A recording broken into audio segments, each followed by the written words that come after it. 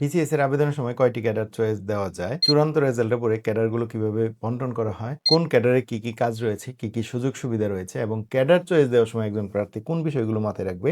এই বিষয়গুলো নিয়ে প্রার্থীরা জানতে চায়। আজকে আমরা এই বিষয়গুলো নিয়ে কিছু তথ্য শেয়ার করব। আসসালামু আলাইকুম সুপ্রিয় চাকরি প্রার্থী এবং যারা দেখছেন সবাইকে স্বাগত জানাচ্ছি। প্রত্যাশা করছি সকলেই ভালো আছেন।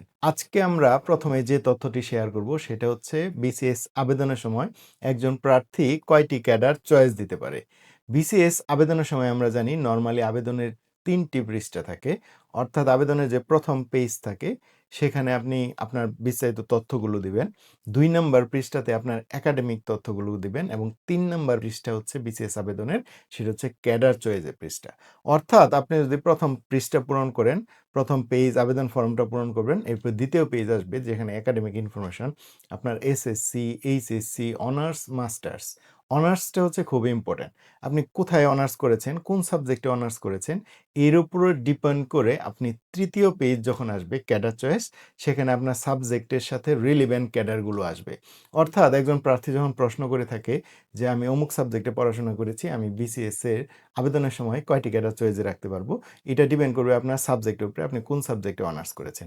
অর্থাৎ ২ নাম্বার পৃষ্ঠা একাডেমিক ইনফরমেশনে অনার্স যখন আপনি পূরণ করবেন, আপনার সে রিলেভেন্ট ৩ নাম্বার পৃষ্ঠায় আপনার ক্যাডারগুলো আসবে। এই ক্যাডারগুলো আপনি ইচ্ছামতো করে সাজাবেন, আপনার পছন্দ মতো করে সাজাবেন। কোনটা ১ম এ দিবেন, কোনটা ২য়, কোনটা ৩য়, এভাবে যে অর্ডারলি আপনি সাজাবেন, এটা আপনি সাজাতে পারবেন। তবে সেই ক্ষেত্রে একটি তথ্য আপনাদের দিয়ে রাখছি, যারা আবেদন ফরম পূরণ না করেই জানতে চান যে আপনি কয়টি ক্যাডারে আবেদন করতে পারবেন, বা একজন প্রার্থী অনার্সে পড়া অবস্থায় জানতে চায় যে সে বিসিএস এ আবেদনের সময় কয়টা ক্যাডারে আবেদন করতে পারবে। তার জন্য কিছু তথ্য জানিয়ে রাখছি। বিসিএস এ ২ ধরনের ক্যাডার হয়ে থাকে। একটা হচ্ছে জেনারেল ক্যাডার, একটা হচ্ছে প্রফেশনাল ক্যাডার। বিসিএস এর জেনারেল ক্যাডার রয়েছে ১৪ টি এবং প্রফেশনাল ক্যাডার রয়েছে ১২ টি।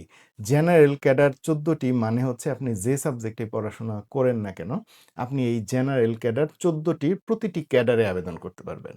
আবার আপনি যদি যেকোনো সাবজেক্টে পড়াশোনা করেন না কেন, আপনার সাথে আপনার সাবজেক্টের সাথে রিলেভেন্ট যে ক্যাডারগুলো রয়েছে প্রফেশনাল ক্যাডার থেকে, সেটাতে আবেদন করতে পারবেন।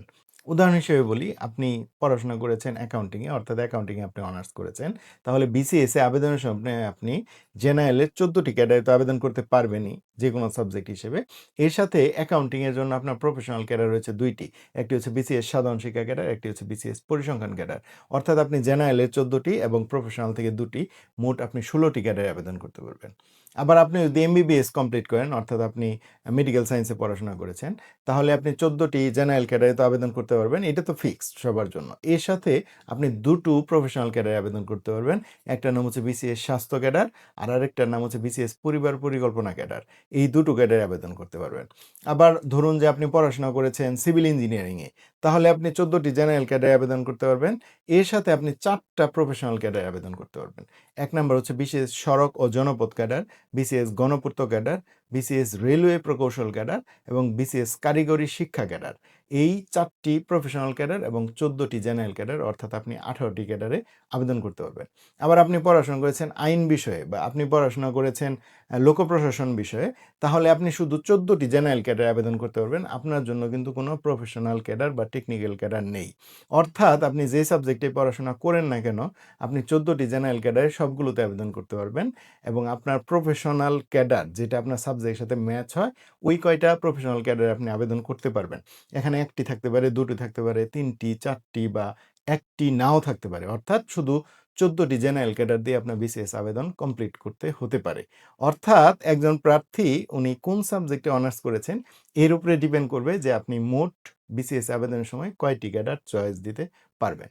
আশা করছি আমাদের আজকের এই আলোচনা এবং উদাহরণ থেকে আপনি বিসিএস এ কয়টি ক্যাডারে আবেদন করা যায়, এটি সম্পর্কে একটি আ আ স্পষ্ট ধারণা পেয়েছেন।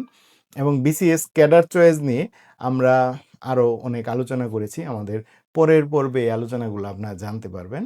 আর বিসিএস, ব্যাংক, সরকারি, বেসরকারি চাকরি বা যেকোনো ধরনের কেরিয়ার নিয়ে আপনার যদি কোনো ধরনের কোয়েরিজ থাকে, সেটি আমাদের জানাতে পারেন। আমরা আপনার সেই কোয়েরিজগুলোর উত্তর দেওয়ার চেষ্টা করব। সেই পর্যন্ত সকলেই ভালো থাকেন। সবার জন্য অনেক শুভকামনা। আসসালামু আলাইকুম।